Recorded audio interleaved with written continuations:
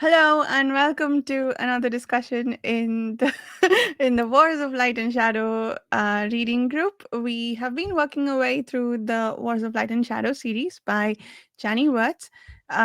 We're currently on Destiny's Conflict, which is the 10th book. We are so close to the end. And look at that coordinated screen swipe of the books. Today's discussion is going to be chapters 5 through 7. The discussion for the next meet is going to be chapters 8 through 10. We meet every couple of weeks.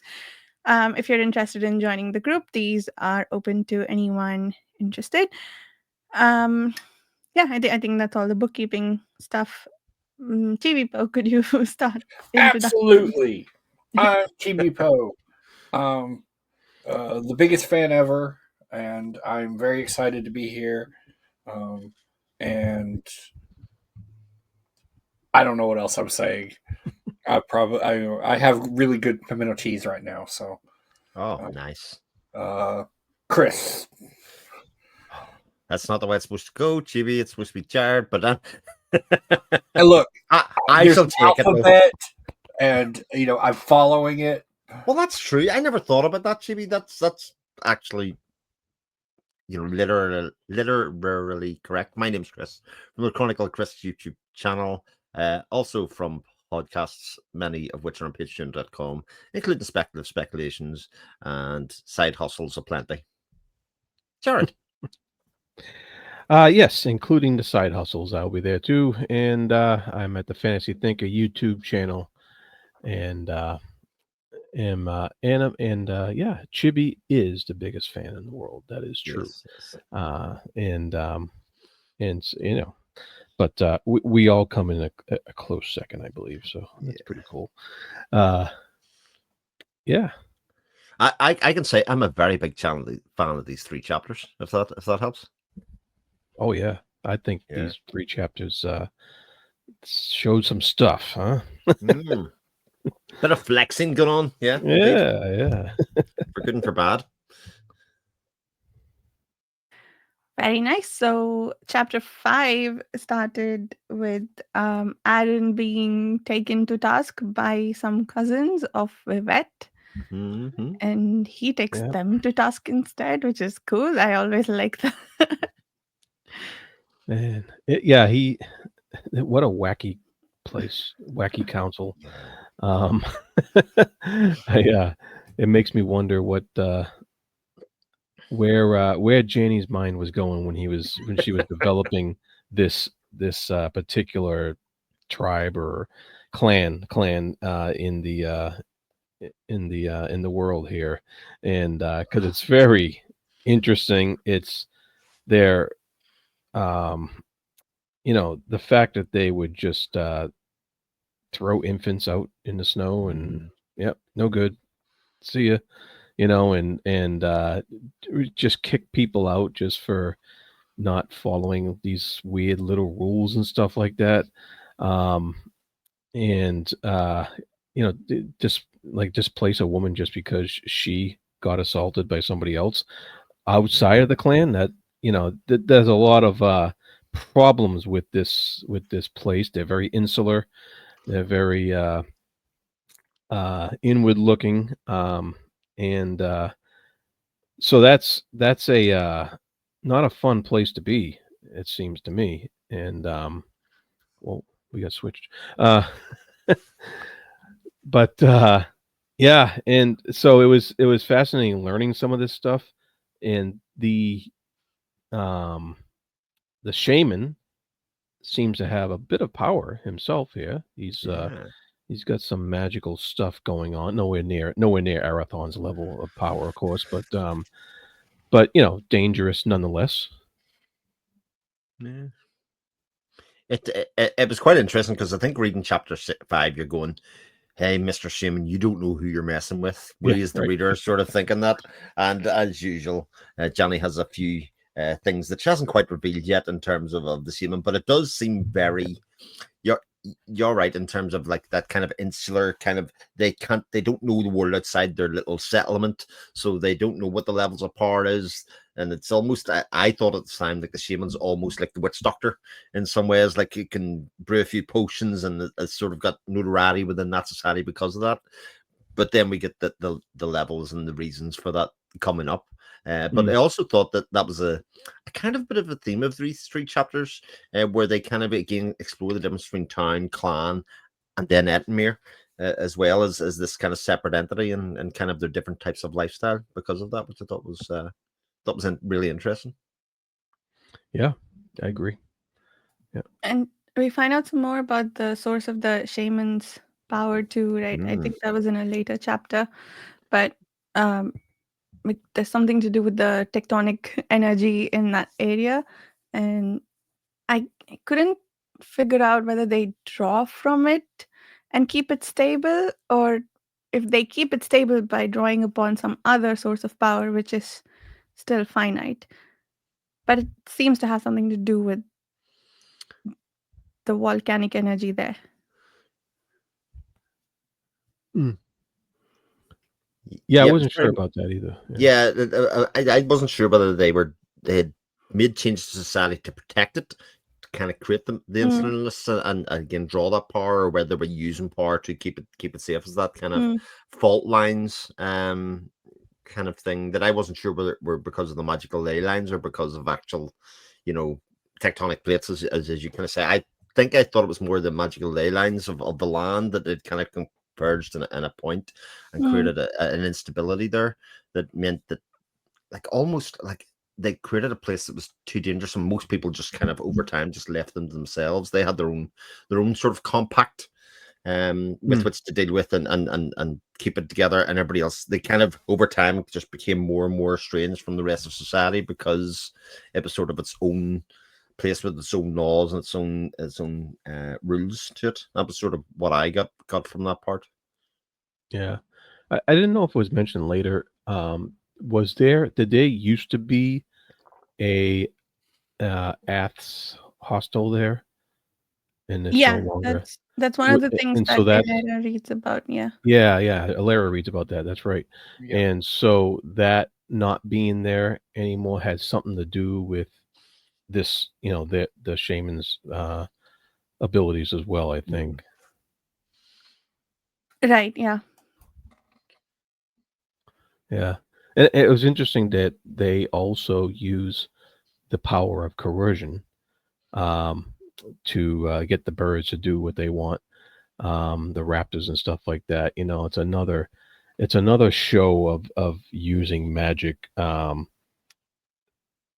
for to thwart the will of another being, and that's like a constant thing that comes up in these books. But it's sinister in a way, but I don't know, is it any different than domesticating animals? I'm not sure, but it was just mentioned though that the coercing of the birds was a thing.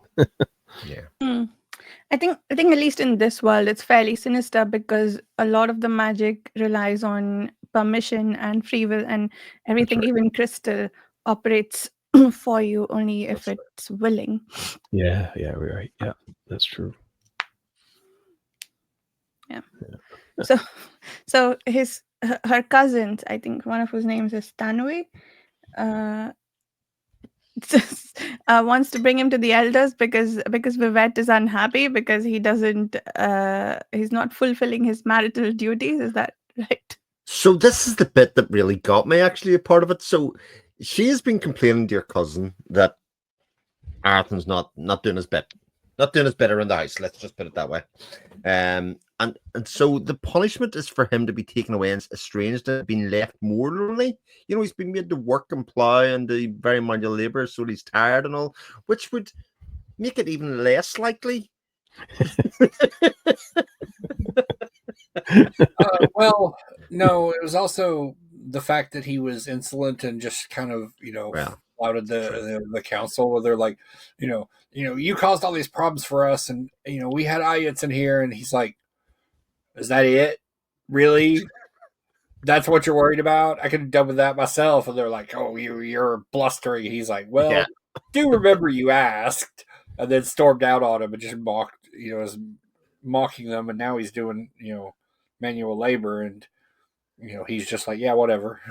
Yeah, he's like, They that's think it's absolutely the gonna, best thing could they happen. think it's going to break his attitude or whatnot, and I'm like, man, you have no idea. This is what he lives for. Yeah, that was almost the best thing that they could have done to him, because he could literally just tore it away, and it was infuriating them that he wasn't getting infuriated by doing it. He was just like, yeah, that's fine. Yeah, nothing worse than trying to make somebody mad and they don't get mad. Yeah. Definitely. I mean, you joke, but it's true. I have just thought it, this well thought out punishment for you, and you're not even suffering. Like, what was the point? Yeah. Yes. Why are you so zen about this? Be angry so we can match wavelength. Yeah. Anyway, I'll shut up about my personal issue. Oh, but I love the one where they're bitching because their trained birds aren't cooperating with them, and they're like, "Did you do something?" And he's like, "I just made a song about being happy, being alive. Is there a problem?" Because he's doing it, but he's just like, yeah, and he openly admits it, but he does it in a way that they're like, "Grr." Yeah, and he also was poking around in their stores, and he was like noticing patterns of crafted energies there too. So these shamans are casting spells in other places too, and I found it interesting about these 3 chapters that there's actually a lot of spell casting going on in these 3 chapters, not only with the shamans, but also later on with the Coriani woman that we meet later. Yeah. She was casting quite a few spells too, and there was like a lot of magic flying around these 3 chapters. Sally's little spell casting in the next chapter as well. Yeah, indeed. There's a lot of it. Yeah, indeed there is. Where is that damn cliff? Where is it? Yeah. Yeah. And so that, I mean, I just thought that was cool. That was like, we're really getting into the there's nobody's holding back anymore. Nobody's trying to hide this stuff. The spells are flying. I like it. Yeah. And I think one of them implies that the shamans have a huge secret that they don't want Arathon to find out. Do you think it's the secret about the source of their magic or something else? It's a good question. I mean, probably the magic. But I do like how Arathon's also like wanting to keep his own secret, and when the guy tries to, penetrate his secrets and learn them, and he realizes, that he's like, this guy's actually a little powerful. Maybe I need to do something. And his answer is to headbutt the guy. Yeah.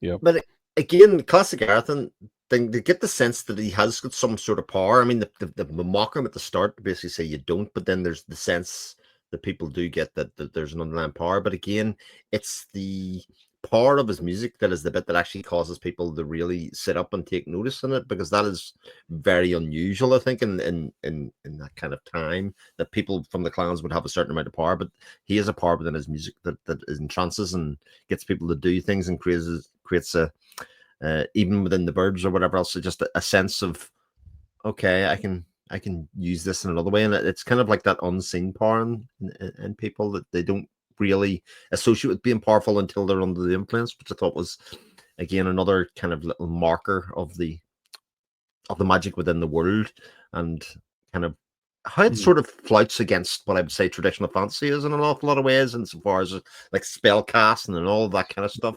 But actually, Arathon's power a lot of the time comes from the wielding of the sword that is not meant for fighting, and also through his music, which I think is quite beautiful. Yeah. But he did let loose a little bit of shadow. Yes. And of course that touched off Lysaea, and Dace had to do the whole calm down thing. And it was just a little bit. It wasn't even that much. Wait, I think I figured out what was up with that elderly gentleman asking a lord for that news item where I wasn't sure who that was. I think Dace is an elderly man. He's not young. Oh yeah. I think there was another reference to the fact that he's oldish or old looking in this chapter. Oh, Yeah, that's right enough. Yeah. you know what? You may be right. Yeah. But Yeah, you assume that she would still be young, but why would we assume that? Yeah. Right. It makes her Right. better disguise, that glamour if she is aged as well. You know, Right, because yeah, people will yeah. underestimate her and then kind of let him slash her do their bit as they need to. So, did we get to the part with the conversation between Dace and Caradmon? No, so no, not yet. The only thing I was going to say before we go on there, of course, is between all of the stuff happening in Ettenmere and between Vivette and the cousins and the council and the shaman, you also have this play for Arthan's time and energies from Cossack. Severian, he's kind of fighting with Tarns and Dakar and all the rest of them to basically say, we need Arthan here. We need to invoke rights and do all of that kind of stuff for him. And certainly we're looking and say, well, he's oathbound both ways. There's got to be something happen here. He's oathbound because of his 12-year promise to Vivette, or 18-year promise, whatever it is. And then he's also oathbound because of the Cathing relationship with Cossack as well. So, I mean, it does get resolved, obviously, by the end of this, at the end of chapter 6, I think it is actually at that stage. But it didn't resolve in the way that I thought it was going to resolve, which I thought was quite interesting, you know. But yes, Jason and Cardamon, another very interesting conversation. Yeah. Yep. Very cool. Where my boy was brought up again. Lysair? Oh, Sulfin Evans. Sulfin, yes. Basically saying he failed. He wasn't able to really do anything. It was a bit the Cardamon was kind of saying is that for all of his best efforts and everything that he went on, I thought it was a bit harsh of Cardamon. I mean, he's speaking ill of the dead, of the real heroes of the piece. But it felt like in your humble opinion. In my humble opinion, yeah.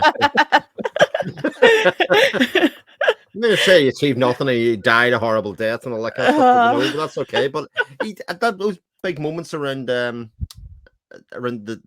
end of was it Peril's Gate? No, it wasn't Peril's Gate. It was Grand Conspiracy, was it? Around that stage, he saved the day in a lot of ways by keeping Lysair under control and using his influence there. I just want to recognize that before the jury passes judgment on that. All right, Caramon. Caramon just went around giving a bunch of people some harsh truths in these chapters. He did. Yeah, he did. Yeah. Oh man. He gave some really cool information though about some dragons. Yes. And he said not every dragon sided with the eldest who ceded Athera to the Paravians. So I thought that was very interesting. And like some of the great worms beyond the North Gate still disagree. And so I'm like, oh, wow, that's some dragon politics there. I like that. Yeah. And dragon fighting. And in fact, Cardamon he has that conversation, and he also has the one later on with Cossack, basically to again reiterate. You're only here, humanity's only here under alliance. You know, you're stepping up of your station. Again, it was very reminiscent of the conversation that I think it was Aston Deer had with the Sebradan brothers when they took over Aelstrin, you know, in the castle at that stage, to basically say, these were only this isn't your land. These are only guardians of this land, and again, you've overstepped your mark here in some ways, and again, those kind of lines being reminded to the reader, I think are not only useful, but they're sort of satisfying in some ways. Like I find that really juicy to read. Yeah, I agree. This what was I going to say?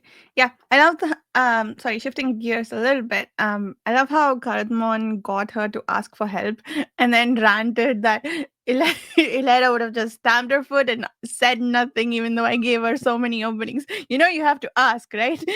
You know that.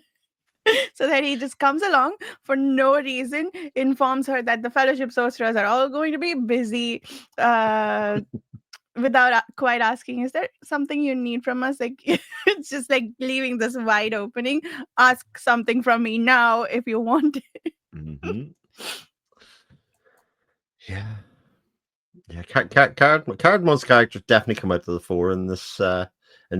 as really the grumpy old man in some ways. Yes. He's not happy with how the humans are living their lives. He's not happy with any of the other sorcerers and other fellowship. He's come to a sort of uneasy truce with Davian, even, but it's sort of like, yeah, but he's there just walking around and the bits kind of going, these are all doing it wrong. And dropping the bomb, and then away you go, doing a mic drop, and then leaving all the time. Who But yeah, was it Caradmon or Luhain who named Davian the betrayer? ooh, Oh, I forget. It was Canon when Luhain ranted at him in Peril's Gate was when we found that out. all right, okay. Yeah. After they fixed the lanes, and he went over and he's like, well, why aren't you helping Caradmon? And he's like, that assumes he would accept my help. Don't make me laugh. And then Luhain's like, yeah, he named you betrayer. Yeah, because I was gonna say that's fitting with everything else about him that we've seen so far. The seemingly quick to anger portion of his side. Yeah. Right. Yeah. So the glamour and the thing that I need help understanding what happened there.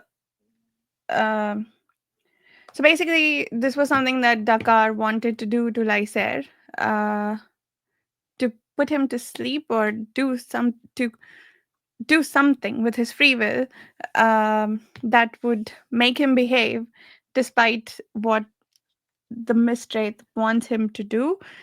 And Dace is considering a similar spell. That's what Caradmon teaches her, to like reduce the amount of pain he goes through. Yeah, I think it was something about pain, because Lysair is in a lot of pain because he got shot in the eye, right? That's right. Yep. So it was something to do with reducing the amount of pain he was in to help him, because they're worried that he's not it's affecting his mind too, his head, his brain, and they're worried that he's not going to heal and be able to control anything really, because he's not going to be in his right of mind. He's got some brain damage from what I remember, and they said it was going to be quite a while before he was really himself. And I think you were right, Basha. I think it was a pain, some kind of pain mitigation type of magic or something like that. Yeah, because it was sort of intimated that it expected him to make better progress in his recovery at this point up to now, but a lot of time had passed, and this might be one of the first times I think in any of the books, might be again because I'm doing audio, that I'm really taking notice of the seasons passing.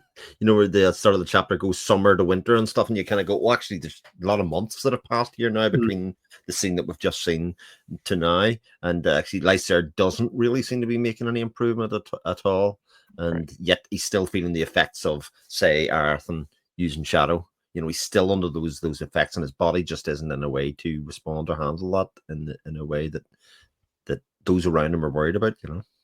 Yeah. So your Evan hero continues, right? Yeah, just saying. Does Arathon remember at this point that he once had a curse that he mitigated, like a binding with shadow, and that the Mistwraith was misusing? So my reading of it at this stage, and I'm only saying this so that people can correct me, is that he remembers nearly everything except for particulars around what stuff that the Coriathian don't want him to remember, i.e. the particulars about Athera and who Athera is and what role she actually played in his betrayal, because they've obviously skewed that. But a lot of the other stuff is now back with him, like his ability to work with the lethal, etc. I am assuming is restored, his relationship with clans, clan rule, all of that kind of stuff is back with him. Because again, when he was taken in by Edmure, he was kind of going to invoke clan rule to them, but kind of thought better of it. Not the time, not the place kind of thing. So it seems to me that the big hole in his memory is about his capture and about the particulars around Athera, because that is really what they're still holding over him, I think, or going to hold use against him. Yeah, that information he's is not available to him related to Athera. That's because Athera's got the crystal where they've stored the memories or something, right? Yeah, the signet ring. Yeah. So, the reason I was asking is because in these 2 books, he's used shadow a lot more than he's done in the previous books, and I think he was withholding use of shadow exactly for this reason, that he didn't want to It would give him away, awaken Lyser's curse, right? Which But he also wasn't able to do it for about 5 books as well. That's true. So so he's using it freely now, and Lyser's impacted quite a lot. Yeah. Cool. And then we get the next section. We get a whole bunch of backwoods tension, and then Arathan takes off, right? Is that what happened? He does. Yep. Because he storms up over the hills, doesn't he? And away he goes. Well, I think just before that, isn't it the bit where they think he's left and he hasn't left? He's come back, but then he does leave. I think that's what yeah, right. Yeah. Yep, exactly. Yeah, and then Taryn's in one of the news items. Taryn's let's see. He realizes something. Well, Ciantra, it's one of the kids, right? Yeah. So she's the new, what she is going to be the new Cathan. A new Cathan, that's right. Yeah, and she says something like to Taryn's, like, "I know why she matters." Yeah. And the glamour frames an insidious trap, unimaginably dangerous. In spite of the storms that mar the passes, you must risk taking immediate action on Arathan's behalf. Yeah, so he's urged to action there. Yeah. And, we also got a chapter named Trump, by the way. I'm just going to put that out there. Yes. Janny prescient as always. There you go. There we go. Yeah. So we're on to chapter 6. Yeah. Athera's spying on Arathan some more. Mm-hmm. Being a bit of a creep. That's fine. Still making her mind up whether she should reveal things to him or not. Kind of hold it together. That kind of stuff. Yeah. But this was the cool chapter where we see the books dancing off the shelves. Yes. Yes, of course. I was really loving that's why I love books about books. Yeah, books scuttling hither and yon like singed cats. That was great. Yes, and another instance of the Fellowship Sorceress trying to give people what they want, not waiting for them to ask. Yeah. With the library. Yeah. Thinking spells and ideas, because she's been in a period of study, obviously, where she has the secrets of the world open to her, but there's so many books, and she's reminded that actually, if you just think, they will come to you. Thing, which is handy talent to have in a big, massive library with the history of Athera on it. Yeah, it's pretty cool. Yeah, without Google as well. But still, you still have to ask the right question, though. That is true. Problem, That's what we've learned. So, yeah. Very cool. Yeah. The stuff she finds out about the Etenmere tribe in that section was pretty cool. Yes, there was formerly an Arts Adept hostel there. And and then she tells the shaman off when he's about to do something to Arathan. when he comes back from Yes. his foraging, and I forget what happens there. Well, But again, there's a game of chicken there, isn't there, between her and the shaman in terms of like, you know, will you do what you think you're going to do, and I'll see you not be able to, or something of that oh ilk. yeah, I think she Yeah. claims to know where the source of his power comes from, and it's like, I don't remember if she threatens to reveal it or to use it all up so that he's left powerless. Yeah. Well, she was looking it up earlier. It said a severance by the White Brotherhood was never made without extingent forethought. Always they disabled the ephemeral forces entrained by the odds before they departed. But what if Ettenmere proved the exception? And so there was something that she learned about that particular area that we were discussing earlier too, that and about the severance of the White Brotherhood in that area. And but then she kind of awakened some of the power in the library there, and she kind of got knocked out. And so I'm not sure why exactly that happened. Interesting. I didn't remember that. She got knocked out. It's 2 weeks ago since I read it, but this is kind of one of my fears with not reading it all the time. You know, when you do audio, sometimes you just punctuation matters and paragraphing matters. You know, and I think some of that this has kind of been a bit fear. I don't remember that at all. Yeah, I remember the conversation beforehand, but go ahead. Yeah, when she it says oh geez, she was yelling about a resource. She was swearing, and then a blast of fire exploded across her awareness, dazzling out of her senses, all but deaf and blind. She glimpsed the antlered form looming over her, and then she plunged out into unconsciousness after that. So she triggered something. Well, that sounds Travian. Knowledge. She ain't Althane. Yeah, the guardian of Althane Tower. Yeah. Why did he show up? I guess you can't swear in the library. I guess I don't know. Yeah, you noisy. Oh, that's right. He's come to switch off the lights. It's past midnight. Yeah. Yeah. Well, I hopefully we'll learn something more about that later. It's coding since Chibi's shushing us here.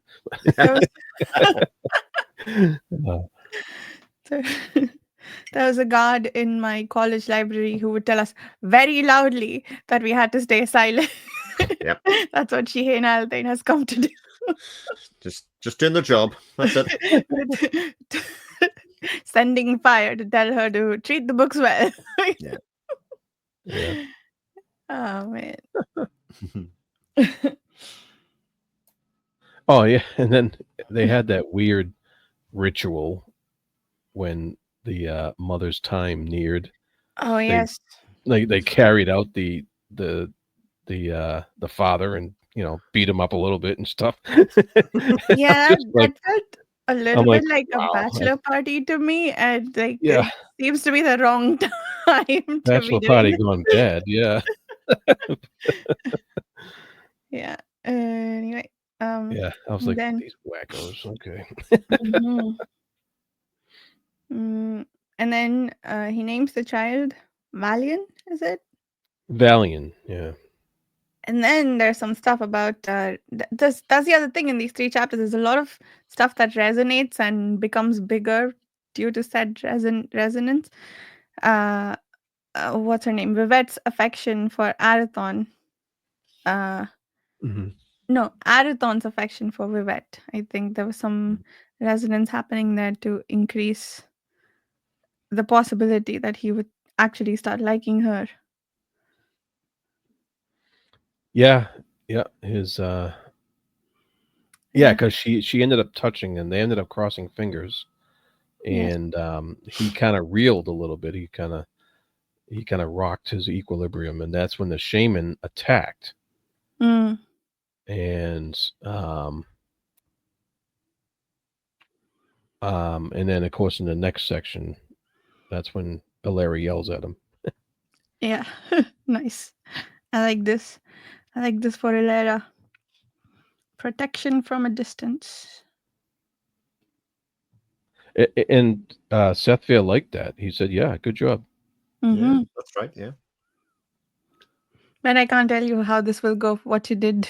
And they refer back to that prophecy, right? That Athera has to make decisions that would either destroy her and Arathon both or save them both. So Hmm. That's hopefully right. she made the right decisions. That's right. You won't know. Book 11 is all of them just dying a gory death because Athera made the wrong choices. Yeah, lots of cliffs. Well, mostly I just want one person to jump off a cliff or be pushed off. I think a cliff is too good for her. Yeah, You think so? Okay. yeah. She needs Okay, we take her. smelty stuff, something like that. We take her skydiving, and a parachute doesn't work. She'd find a way out of that. I have no faith. She needs to disappear in a big moment. In fact, the best thing that could happen to her, I'm going to say it now, is that Celadie regains power over her and pushes her in the background, because that would be her worst nightmare. Nice. Is that she exists. What she's doing to other people happens to her.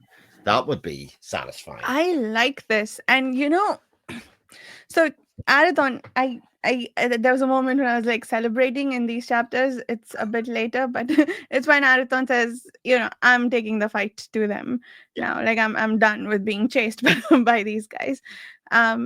So, and he's Master Bard, so maybe he sees the weird dissonant energy that this woman has because of the two souls. Maybe he wakes Celadie up. Yeah. And then Lorenda gets put in charge by Celadie. Yeah. Oh, you think? And proclaims her true love for Arathon. But Lorenda hates Arathon.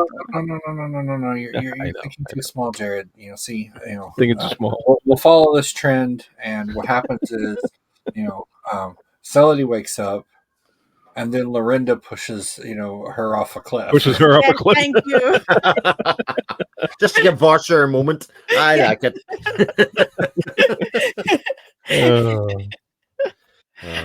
Yes. Right. Just like Darth Vader lifting the Emperor over the thing. Yeah. Well, there you go. Yeah. It'd be one of those things. I can see it now. Varsha will be lying, reading that. She'll get pushed off the cliff, and Varsha will stand up and do a backflip with the adrenaline that is coursing through her body, and then realize, how did that happen? That's just... Yes. Yeah. I will do it. It won't look like a backflip to anyone but me, but I'll do it. You will understand. Speaking of, I don't know if this is a Star Wars or Star Trek reference, but there was a line about the Prime's directive as opposed to the Prime Directive. Yeah. Star Trek. There you go. I'll help you. Star Trek. Thank you. I was thinking of the Prime directive that came up yesterday when someone said Prime's directive. Yeah. Well, and since we're here, we could talk about, I know it's not for a bit yet, but I've been busting to talk about this ever since I read it. The three jewels. Yes. Oh my God. Yes. My so God. Despicable. Lorenda, Vivette, Lara, spell. Yes. It's absolutely abominable. I'm so angry. Yes. Thank you. Join me in the Celadie walks off a cliff club. Yeah. Oh my God. Like, to put Lorenda. Well, first of all, maybe this was made obvious beforehand, but I wasn't sure whether Vivette was coerced into doing this or what her place was. But now we find out that she was low level initiate of the Coriathan, right? Which makes complete sense. But like I was saying before, like, all the Coriathan are clans people at the start, so it makes complete sense. And that's where complicitness is kind of led out by her directive from Celadie, who you're not going to cross or otherwise. But then to put Lorenda in the position of existing, being the husband of Arathon, and torturing her even more that way without the ability to affect the situation, it's just like, I know not everybody loves Lorenda, but that's cruel. Terrible. That's cruel. Yeah.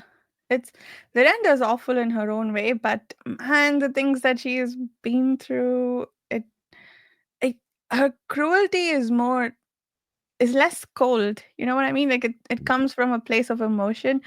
This Prime's cruelty, it is so manipulative and horrible. I don't know what it is that she's trying to protect. Like what is worth this much horrendousness? Well, they do talk about the fact though that she might be losing some of her stability in this. That like it's around that time that they're talking about she might be coming unraveled from some of the events that are happening up there, including the Davian kind of confrontation and Carmen. That she's slightly becoming unhinged, and it is making her a bit more what seems to be irrational. Although every time you get the hope of that, she always comes back and go, "But I have another plan." Yeah. I mean, Lorenda thinks that she might be unhinged, right? She's starting to think that the Prime is using backup plans and whatnot, but then the Celidi / Moriel tells her, "What? You think I'm losing it? Let's hope the Fellowship sorcerers think that I am actually very, very capable, and I know exactly what I'm doing." And yeah, that was sad. Oh yeah, that was sad indeed. But also, what difference is this going to make? Like, this is one of the things that, okay, this cruelty is revealed, but actually, what difference? Who is she going to get to do it, to spy on the situation? But she could have done it another way. She could have scried through the crystal rather than actually making her inhabit part of Vivette's consciousness. No, like that's not evil enough. No. Well, that's true. That is true. Yeah. Here's the one thing I want to keep in mind. We saw back in Fugitive Prince and Grand Conspiracy, where Moriel was, in depth about how, the Coriani methods of longevity had, she'd relied on them for too long, right? And Moriel did, yeah, and that's where she was having the fits, where she was, flashing back to when she was young and whatnot. And at that point, Moriel had been prime matriarch since 4,212. Okay. Yeah, it's like 1,000 years, right? That's over. Over at that point, that was Fugitive Prince Conspiracy. Yeah, that was like we were around 5648 or thereabouts. So that's like 1,400 years then. And we've, even though she, dealt with the problem of, her body, couldn't be preserved any longer. That's another couple hundred years on top of that. So I do wonder, even though she, dealt with the body issue, if, that didn't, all that time hasn't, kind of deranged her. Yeah, I have a feeling she wants to stay out of any direct action as much as possible. Therefore, using somebody else, having a tool like Lorenda around would be valuable to her, as evil as it is. But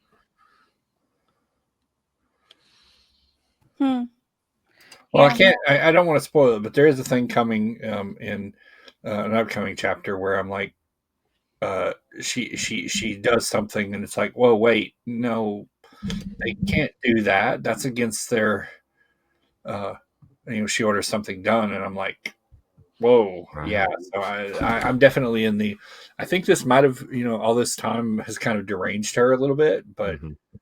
Oh yeah, she's deranged, all right. Well, yeah, but it's kind of like Shad's been subsequently getting more power drunk, if you want to say. Like, she's been doing it all of herself. If you go back a lot of books, she was enlisting other people to do it, and she was kind of setting these plans and motions with other people to help them do it. Like, she got Lorenda to do stuff for her, and now it's almost her. And whereas Lorenda's cruelty comes a lot from self-hate, I think. The fact that she can never have this man and that kind of, she hates herself for it. Celadys is coming from a very different place. I mean, hers ultimately, I think, comes from fear of the fall of the Coriathan, because that's what the prophecy kind of basically says, that Arathon will bring that about.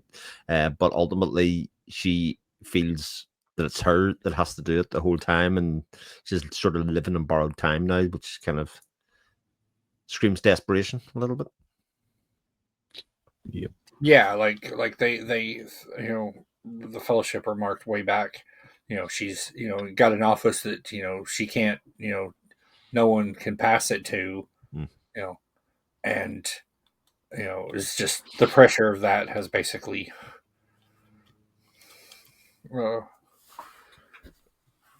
made her go a little mad. A little. She's like, so I'm going to do whatever I've got to achieve my goal. Doesn't matter. Do I need Arathon's kid? I will do it. Yeah. Indeed. So, well, back to Cossack. Yes. So he captures Dakar again. And he has an argument with Arathon, which was interesting. And Arathon showed some teeth now in that argument. He's kind of saying, "Yeah, back off. I've had enough. Perhaps I prefer to skulk like the cur before strutting your puppet's parade in the royal arena." Because Cossack was kind of trying to take him to task for not being the king he's supposed to be, what have you. And so that was an interesting debate. And then it looks like Cossack betrays Arathon. He knocks him in the back of the head, knocks him out. And I was just like, oh, that's boy, here we go. That's when Caradmon shows up and says, sorry, no longer Caitian, bye. Yeah, that's when, right. Stepping your mark. Yeah. He said, oh, bad move. You're out. Well, it was that thing, like, your successor's already been picked, so we sort of don't need you anymore. And again, the thing I said earlier, you've overstepped your mark about your place and your importance within society, because there's that argument about he's saying, is what's more important, the people or the woods? And Carmen's like, I think you'll find. Yeah, I love that he realizes what he was protecting when Arathon shows him the Paravians and why they are necessary to the planet. Just well, you get that contrition from Cossack as he's dying, the kind of thing where he kind of goes, which is ultimately very sad, because he realizes himself kind of where he was at and where his failures were, and that actually he was wrong in the case. He kind of got his priorities gone. And of course, classic Arathon, as he says, but you're no different from anybody else. His compassion sort of kicks in at the end of the day for him. And that's him day, which was a very nice scene at the end of it, because Cossack has been a little infuriating to read insofar as he sort of wasn't playing ball with the big plan with anybody that was around. But yeah, his demeanor is maybe mildly explained that by the fact that Genza married one. I don't know if he's one of Genza's descendants. Jeez, I was gonna say dependents, descendants. But if he is, maybe there's a mild explanation for his brashness. But it must be hard, in all seriousness, to be head of a chieftain, have bigger responsibilities than just looking after your people. Like, I think that is that's a difficult place for people to be called on, especially when you consider the amount of time that has passed, when that's been passed from chieftain to chieftain to chieftain to chieftain, and kind of remembering where your place in the world is. Because I mean, I love the speech that he gave about it would have been so much easier to be born in the town, to be a townsperson, and rather than being clan and the responsibilities. I thought that was really, really good Yeah. because it just kind of pointed it out to yourself, actually, the differences between humanity and the people in Athera in a lot of ways, and how they aren't all living the same life with the same responsibilities, whether you're chieftain or just somebody that's living within those environments and the things that happen, you know. Yeah, Yeah. I agree that hurt a little bit, especially why he thought that, right? Because he lost a wife to childbirth when they would have had better resources in the town, so she Mhm. could have lived. Yeah, this. Yeah, that was very cool stuff. Very cool information. Very cool. Lots of great drama there that tied into a personal history. So that's pretty cool. Yeah, and you mentioned Asandir putting the Bridian brothers in their place too. That you are just a guardian. You don't own this stuff. It and that was great, but also I think the sinking sense that the Duke Bridian, I forget his name, had, that he had this legacy to protect and he failed at it, in his opinion, right? And same with Cossack. um I guess he feels that he failed at this job when maybe no one else did, according to him, as far as he knows, or that's the history that is handed down usually too, right? Like everybody was better than you at doing this. Yeah. We did see a little news item where Dakar left this cryptic note with Arathon and told him basically that his heritage lies with the tribes in San Pashir. Oh yes, in San Pashir. Yeah, yes, indeed. So I wonder if we don't see anything yet, but I wonder if that's where he's going to end up eventually. But yes, I thought that was an interesting, interesting little note. Yeah, and move narratively, because obviously San Pashir is going to be a long way away from his responsibilities in Ettenmere, etc. But it does give the sense that, again, San Pashir, the tribe there, has got even more prominence as these books have come along. And I love how Terrence just takes off and starts getting work as a farmhand again. He's just like, okay, I'm gonna go work on a farm. Isn't that sorry, the other thing that I wanted to ask was, the Cossack tells him that he hid something near Vastmark from his previous life and he needs to find it. Do you guys remember what that is? It's not the Lyriant, right? Because the clans have the Lyriant. But I thought they did, because they took the sword and they left the Lyriant behind. And also when in that scene where they captured Arathon, the Koryatane, he had the Lyriant with him, and I think they took it from him. And Cossack implied that Arathon buried something himself. Right. Oh, that will come up after chapter 8. So you'll find out. Okay. I'm going to tell you what it is. But lots of stuff is coming up after chapter 8. Big things. Cool. Yeah. Looking forward to it. Cool. It's It's awesome because our understanding and our knowledge of the world has grown so much over the lot of books that a lot of, if I think back when I was reading, say, Ships of Mary or Warhost, etc., you sort of get the inkling that certain things are important. Now, nearly every kind of page has something that references something that you know a little bit about, and so your knowledge of the world and your understanding of it is way more than it was beforehand. And it's really. It's good stuff. Now is when you go back and reread and see all the things that you I can see that before. Right. Yeah. I definitely get a sense of that. There's no doubt, GB. I can see why actually going back and doing that kind of stuff is like, oh, this is good fun. Yeah, there's a reason why I was always like, oh, new books out. All right, I got to read all the new books in preparation, or the old books for the new one. And then once I read the new one, I got to go back and reread because I'm like, what am I going to learn? Yeah. So I loved how Athera stood up to the Sunwheelers. And she had a little help from the matron there. I'm starting to doubt every woman who helps any of our characters as being secretly Koreatane, which Yeah. I mean, I feel like Ilera would know The only maybe. women in the world. Yeah. The only women that exist. Yeah. But they're all yeah, I don't know. Like the woman who helped Arathon hide Yeah. in that sarcophagus. Yes. I like don't take her help. Stop it. Don't take her help. And she did turn out to be Koreatane. Yes. And Yeah. Well, that was a known Koreathane spot.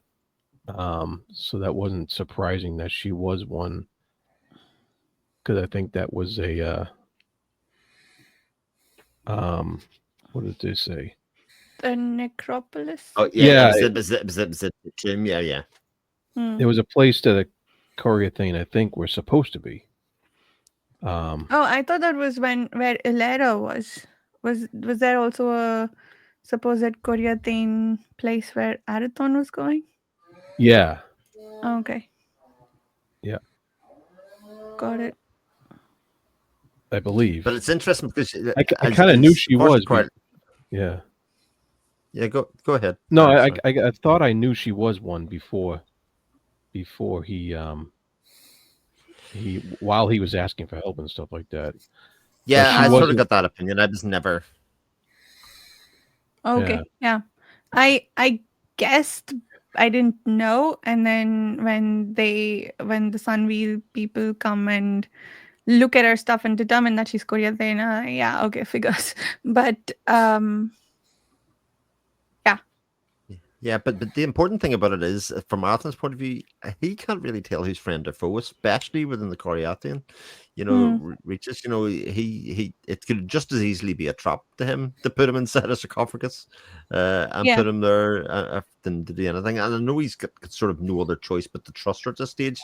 But even when they all leave and he gets let out again, and I'm still waiting for the shoe to drop a little bit for her to go. Oh, yeah, you're absolutely. that guy. Yeah. Well, the very last line was, she's like, "I'm sorry," and I'm like, "Okay, what are you sorry about exactly? Is something going to happen here?" Yeah, she says something about if they hadn't told her who he was, right, she could have sort of let him go. What is that thing see that no evil, lawyers hear no use? evil. Yeah, right, because she didn't know who he was, and they let her know, and and she said, "I'm sorry" at the end, and it kind of left on a cliffhanger there, as far as what's gonna happen between them, and so I was like, "Oh boy, here we go." Yeah, she was another going plan, to invoke, another plot. Yeah, another plot. She's going to invoke plausible deniability, I think, but now she knows who this guy is, and she has to. I don't know. Is she? She seems to be some sort of rogue, like Ilera is. Which does that mean she still have to do what the Prime tells her to do, or she might? Yeah, it seemed to me like she was an independent operator, just out there doing her thing. I mean, but imagine the Prime got to the, to the Prime. So yeah, if the Prime got in touch with her, I imagine she would have to. You'd have to do what she was told. Yeah. Yeah. And I'm sure whether she knew it at the start, Saladin knows now. Yeah. And Arathon says, "I forgive you. It's fine." As he does. Yeah. Yeah. Cool. I think we jumped to the end a little bit, but there was some stuff that happened before this that I'm trying to remember what. Cossack died. Arathon helped him die. Yeah. Then he gets rescued by this Koreatane. What was the beginning of that chapter? Was that not the Lorenda? Yeah. Oh, that's right. Yeah. Lorenda used a spy, living through Vivette, and Karamid yelling at Dakar and demoting Cossack, and then, like you said, Chris, Arathon giving that nice speech talk to Cossack about the whole, history there, and it was pretty cool because it was like what at the conclave. He said to his forebears, the select individuals called forward today have the potential to procreate talent. And I thought that was some interesting information there about all mankind and in the clans and stuff like that. Yep. Very cool information. And and then Ascendere gave his horse to Terrence. I was like, oh man, that's quite the gift there. Let's just get another one. Yeah. That horse is now immortal, right? Do you think any I went off on this tangent where maybe all the children born of him, the baby horses, they are immortal too, and then the world has been taken over by horses. Humans are now a secondary species. Yeah. All right. Yeah. So that happens, and then I loved how the Choreothane woman was casting a bunch of spells on as she was trying to thwart the soldiers, the light sun wielders, from finding Arathon, and she did this thing where she helped. She had a mirror spell that folded their dread back on them. I thought that was pretty damn cool. Yeah. But yeah, and then we're left with I'm sorry.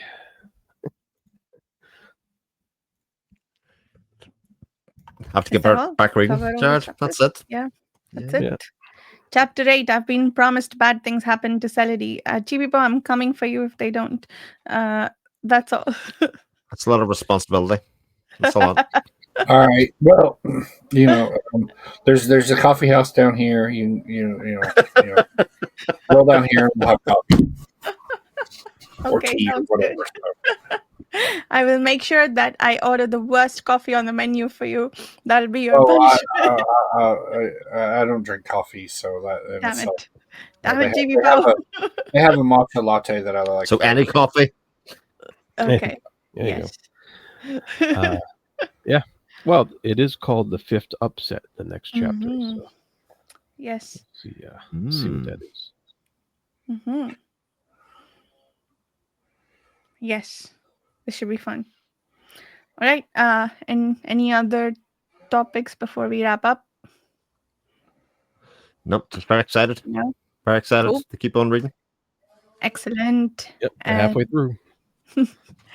Cool. We will see everybody in 2 weeks with the next 3 chapters, chapters 8 through 10 from Destiny's Conflict. Thank you so much for listening, and bye.